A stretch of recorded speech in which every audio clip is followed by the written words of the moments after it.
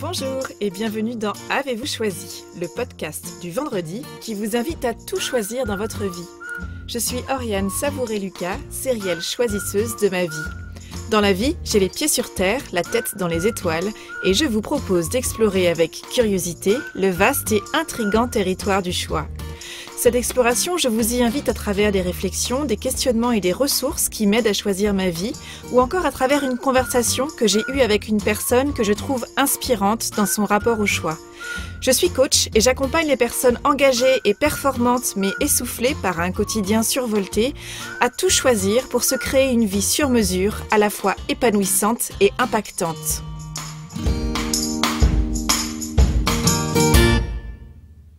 Pourquoi sommes-nous si souvent déstabilisés par l'apparition d'obstacles sur notre chemin ? Où est-il écrit que la vie devrait se dérouler selon les plans que nous avons établis, selon les termes et les conditions que nous avons nous-mêmes définis, et selon une succession de points lumineux pré-identifiés, bien alignés et bien balisés par nous-mêmes ? Pourquoi continuons-nous d'être si surpris lorsque quelque chose ne se passe pas comme prévu ? Lorsqu'une embûche, un accroc, un nid de poule et parfois même un gouffre se présentent sur notre route. Longtemps, j'ai considéré que l'inattendu était globalement une menace, une mauvaise nouvelle. Que les grains de sable dans les rouages de la mécanique bien huilée de mes projets n'étaient clairement pas à leur place. Que les obstacles qui me barraient la route étaient la preuve que c'était moi qui n'étais pas à ma place, ou que les embûches que je rencontrais sur ma route étaient la confirmation que je m'y prenais mal, que ma feuille de route vers ma destination était mauvaise et que je n'avais plus qu'à tout recommencer, ou bien que je jouais vraiment de malchance, voire que le sort s'acharnait contre moi. Je pouvais ressentir du découragement, les bras m'en tombaient, je poussais des soupirs et les larmes coulaient, de la colère. Comment ces obstacles osaient-ils se dresser sur ma route ? Voire un brin de paranoïa. Qui a encore osé mettre un obstacle sur ma route ? Non mais oh. Et puis j'ai réalisé que ces fameux obstacles ne constituaient pas des attaques personnelles ni une confirmation que j'étais à côté de la plaque. J'ai réalisé que les obstacles sur ma route étaient tout simplement une composante normale et récurrente de la vie. Je l'ai d'abord compris, mais j'avais quelques difficultés à intégrer cette compréhension dans ma manière d'aborder concrètement les imprévus et les épreuves. Puis, à force de m'exercer à modifier le regard que je portais sur les obstacles rencontrés, j'ai intégré concrètement l'idée que les obstacles sur notre route font partie intégrante de la vie. Point. C'est une approche qui n'est pas toujours facile à activer quand nous sommes face à l'obstacle, mais c'est une approche simple et directe. Les obstacles sont inhérents au jeu de la vie. Alors autant avancer dans la vie en étant bien conscient des règles du jeu, plutôt que de s'étonner d'être confronté encore et encore à des situations imprévues et perturbantes qui ne nous conviennent décidément pas. D'ailleurs, qui nous dit que ce n'est pas nous, en fait, qui nous dressons sur la route de ce que nous percevons comme des obstacles ? Après tout, on pourrait voir les choses sous cet angle aussi. En tout cas, tout est beaucoup plus simple pour moi depuis que j'ai intégré, et non pas seulement compris, que les obstacles sur mon chemin sont une donnée, un élément constitutif de ma vie, et que chaque nouvel obstacle rencontré est le nouveau point de départ à partir duquel construire la suite de mon chemin. Les obstacles font partie de notre vie. Une fois que nous intégrons cette notion, comment pouvons-nous aborder les obstacles sans crainte et avec courage ? Et si nous abandonnions la croyance que les circonstances inattendues sont forcément une menace ? Alors souvent les obstacles font peur, l'idée même de l'obstacle fait peur. Pour de nombreuses personnes, tout se passe comme si ne pas penser à l'éventualité même de rencontrer des obstacles générait de manière presque magique une forme d'immunité à l'obstacle, comme si ne pas y penser, ne pas les nommer, permettait d'éviter leur matérialisation. Combien de fois entendons-nous par exemple des phrases comme « il ne faut pas y penser », « n'y pense pas ». Alors, peine perdue, ne pas les nommer n'a jamais empêché les obstacles de se présenter. J'ai même tendance à penser que ne pas croire à l'apparition possible d'obstacles, comme on affirme ne pas croire aux fantômes, aura tendance à avoir un effet contre-productif et grossissant sur le degré de peur et de perte de moyens que nous aurons face à un obstacle lorsque celui-ci se présentera immanquablement et sans y avoir été invité, bien sûr. Parce que je suis désolée de dévoiler ce grand secret, de mettre un terme à ce grand suspense et d'endosser le difficile rôle d'oiseau de mauvais augure, mais oui, chacun et chacune d'entre nous a déjà rencontré des obstacles sur son chemin, si, et va rencontrer à nouveau des obstacles sur son chemin, si. La survenue d'obstacles, petits ou grands, au cours de notre vie, n'est pas une hypothèse que nous pouvons formuler. La survenue d'obstacles dans notre vie, c'est une certitude. Soyons-en conscients et assurés, nous rencontrons des obstacles dans la vie.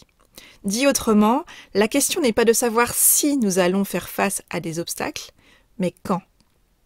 Dès lors, comment nous positionner face à ces obstacles pour continuer d'avancer malgré tout et pour ne pas rester bloqué sur place. Pourvu qu'il ne lui arrive rien. Alors si comme moi vous êtes parent, une part de vous, plus ou moins grande, voudrait préserver vos enfants des coups durs, de la peine, de la douleur et des désillusions en tout genre. On voudrait parfois enrubanner nos enfants de papier bulle, de tissus capitonnés, les équiper de casques, de genouillères et de coudières, leur apposer sur le front une étiquette bien visible à manipuler avec soin et attention, voire les mettre sous cloche pour leur éviter des bleus et des bosses, des entorses et des fractures au corps et au cœur. En tant que parent, peut-être vous surprenez-vous parfois à vouloir anticiper les obstacles sur le chemin de vos enfants pour retirer les potentielles causes de chute et de heurts afin de leur éviter tout problème et toute déconvenue. Le risque de ces approches, aussi pavées de bonnes intentions soient-elles, c'est de faire pousser de futurs adultes fragiles. Des personnes en manque absolu de préparation et de repères pour faire face à l'adversité et aux obstacles qu'ils vont immanquablement rencontrer sur leur chemin. Car leur étiquette « attention fragile » n'aura que peu de prise sur la survenue des obstacles qui ont la fâcheuse habitude de ne pas lire les étiquettes ni les consignes, aussi claires et lisibles soient-elles. Il ne suffit pas de fermer les yeux très fort et de croiser les doigts très fort et de croire tout aussi fort qu'il ne va rien arriver de grave pour qu'effectivement, comme par magie, les obstacles passent leur chemin. Je crois fondamentalement que mon rôle de parent n'est pas de construire une autoroute pour mes enfants et de les précéder de quelques mètres pour veiller à désherber et à capitonner le chemin qu'ils empruntent, mais plutôt de les préparer à rencontrer des obstacles sur leur chemin, de leur apprendre à aborder ces obstacles avec lucidité, mesure, agilité, de les accompagner pour apprendre à trouver leur solution, pour franchir ces obstacles et pour oser avancer avec courage, c'est-à-dire non pas sans peur, mais avec ses peurs et avec cœur. Alors comment faire face à l'adversité avec lucidité, mesure et agilité? Comment éviter les extrêmes qui seraient d'une part d'avancer en mode tête brûlée et même pas peur, ou d'autre part, de faire un refus d'obstacle, tel un cheval effrayé, décontenancé, paralysé, qui se déroberait devant l'obstacle et qui s'arc-bouterait devant une barre qui lui semblerait infranchissable. Comment muscler notre agilité pour aborder avec plus d'aisance les épreuves, les difficultés auxquelles nous sommes confrontés? Nous voulons éviter, à tout prix, la fragilité. Parce que être fragile, c'est la garantie de se briser au premier choc de la vie. Quand il est question de faire face à l'adversité, la notion de résilience est souvent évoquée et Boris Cyrulnik a contribué à la démocratiser et à ce que nombre d'entre nous se l'approprient. La résilience, c'est quoi? C'est la capacité à rebondir d'une personne qui a traversé des épreuves et des moments difficiles dans sa vie.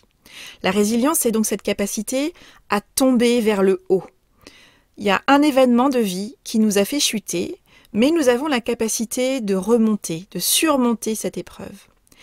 La difficulté avec la résilience, c'est que, à force de rencontrer des obstacles et de rebondir, d'absorber les chocs successifs, eh bien, la structure de la personne que nous sommes se fragilise, se fissure et peut finir par se casser. Alors, au-delà de la résilience, nous pouvons choisir de développer notre antifragilité. Cette notion, elle a été théorisée par Nassim Taleb, un intellectuel et essayiste passionnant. L'antifragilité, c'est l'idée que les obstacles nous rendent plus forts, plus fortes. Parce que la véritable confiance, c'est de savoir que nous sommes équipés, que nous avons ce qu'il faut pour faire face aux circonstances de nos vies, qui incluent forcément des obstacles, et c'est de savoir que nous faisons ce qu'il faut pour faire face aux circonstances de nos vies. Il s'agit d'aborder les obstacles non pas comme des événements qui vont nous avaler, qui vont saper notre énergie et qui vont nous couper les pattes, mais à l'inverse, de les aborder avec la possibilité de les transformer en carburant pour notre croissance et pour notre accomplissement. Les obstacles nous rendent plus forts, plus agiles, plus inventifs, et nous avons tout intérêt à nous entraîner dès que possible, à nous faire la main sur de petits obstacles, des obstacles qui nous semblent accessibles à notre hauteur, pour nous exercer, pour nous préparer au plus gros à venir. Choisir de développer son antifragilité, c'est aborder chaque nouvel obstacle comme une occasion de muscler notre agilité et notre inventivité pour tester un ou plusieurs chemins jusqu'à temps de réussir à franchir cet obstacle. Une fois l'obstacle franchi, c'est prendre le temps de se retourner, de réaliser que l'obstacle que nous venons de franchir nous faisait bien plus peur lorsqu'on lui faisait face qu'une fois franchi. C'est continuer notre chemin fort de cette expérience et avec une confiance plus grande en notre capacité à trouver et à tester une solution jusqu'à en trouver une efficace face au prochain obstacle. En décembre 2019, j'ai traversé l'océan Pacifique pour aller courir une Spartan Race, une course d'obstacles, dans le cadre d'une certification de coaching à Los Angeles. J'ai littéralement pris un avion, traversé un océan et payé un droit d'entrée pour courir une course dans une boue épaisse et collante sur une distance de 4 miles parsemée de 20 obstacles qui vont du lancer de javelot en passant par l'escalade horizontale, au franchissement de murs hauts et de murs inclinés, de montée de cordes, de traversée de rivières dans une eau glacée, de monkey bars, en passant par des obstacles avec des seaux remplis de cailloux et de boules de plomb à transporter d'un endroit à un autre, de poids à hisser, de pneus de tracteur à retourner, de fils barbelés sous lesquels ramper, etc., etc. Tout un programme pour une personne comme moi qui n'avait pas rendu visite à une salle de sport depuis quelques années déjà. Alors j'avoue que lorsque j'ai annoncé ce projet à mon entourage, j'en ai laissé plus d'un et plus d'une légèrement perplexes. Que vas-tu faire dans cette galère? C'est grosso modo cette phrase, formulée de diverses manières, que j'ai entendue ou que j'ai lue dans le regard légèrement dubitatif de mes interlocuteurs. Alors le résultat de cette course pour moi, ça a été le suivant. Une ligne de départ et une ligne d'arrivée franchie, 16 obstacles passés sur les 20, 4 manqués et donc 120 burpees de pénalité. Mais cette course, pour moi, au-delà de ces chiffres, elle représente beaucoup plus que ça. Aujourd'hui, j'aimerais partager avec vous les apprentissages que j'ai tirés grâce à cette course et les challenges que j'ai relevés. Tout d'abord, oser m'inscrire et oser me préparer. Lâcher mes chaussons, rechausser mes chaussures de sport, trouver le coach sportif qu'il me fallait et m'entraîner à ce challenge pendant 8 mois avec régularité et crescendo. Parce que pour moi, c'était loin d'être une évidence lorsque, m'inscrivant à ce programme de coaching, j'ai lu dans les conditions de certification qu'il allait falloir courir une Spartan Race lors d'un week-end de certification en décembre 2019. Au départ, cette perspective m'a freinée, j'ai hésité à m'inscrire et puis je me suis dit que c'était peut-être l'occasion de me remettre au sport et de me surprendre, pourquoi pas. J'ai également osé me présenter sur la ligne de départ. Pour moi, ça a été ma première victoire, et pour l'anecdote, il y a un premier mur à franchir pour se présenter sur la ligne de départ. Donc ça met bien dans l'ambiance. J'ai osé prendre le départ, j'ai osé me lancer, j'ai franchi la ligne d'arrivée, j'ai osé affronter et franchir les obstacles, les uns après les autres. J'ai expérimenté que c'est en franchissant des obstacles qu'on apprend à franchir des obstacles. J'ai senti ma confiance grandir, obstacle après obstacle. J'ai osé aider, j'ai osé demander, j'ai osé recevoir, j'ai osé accepter de l'aide. J'ai également osé décliner de l'aide qui m'était proposée quand celle-ci ne me paraissait pas utile et nécessaire. J'ai encouragé, j'ai été encouragée, j'ai célébré et j'ai capitalisé chaque succès pour éviter l'amnésie et l'impression de remettre les compteurs à zéro au pied de chaque nouvel obstacle. J'ai senti combien les obstacles passent mieux et plus facilement ensemble. J'ai cherché et j'ai trouvé ma manière de passer chaque obstacle. Ramper, escalader, grimper, sauter, porter, soulever, il y a toujours un chemin possible. Il suffit juste d'en tester plusieurs parfois. J'ai été fière de ce que j'ai accompli, des obstacles que j'ai ratés également, et du plan B que j'ai toujours réussi, ces fameux burpees de pénalité. J'ai été fière également d'incarner la conviction que les obstacles me rendent plus forte, et depuis cette course, j'ai même appris à me réjouir des obstacles qui se présentent face à moi. Alors soyons clairs, je ne saute pas au plafond quand je suis face à l'un d'eux, mais j'aime m'exercer à y voir une occasion supplémentaire de développer et d'aiguiser ma créativité, mon inventivité, mon agilité et mon courage. Et j'ai appris à me poser la question suivante. À partir de cette situation, face à cet obstacle, qu'est-ce que je peux faire avec les contraintes qui sont les miennes et avec les ressources dont je dispose là, ici, maintenant. Nous pouvons en faire presque un jeu et considérer les obstacles comme des casse-têtes chinois, des énigmes à résoudre, des murs à escalader, en trouvant la voie la plus adaptée.